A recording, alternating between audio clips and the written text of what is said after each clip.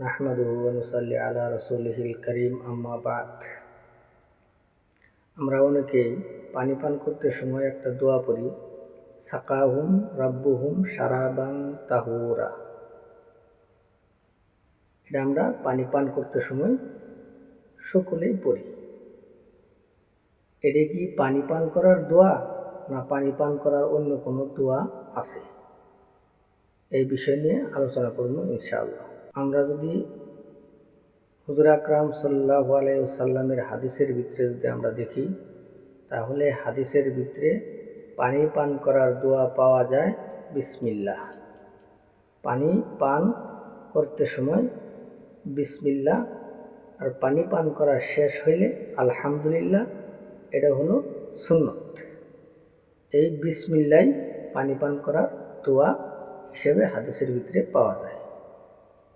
আমরা যেটা পড়ে থাকি, সাকাহুম রাব্বুহুম শারাবান তাহুরা, এটি পানি পান করার দোয়া না, এটা ভুল।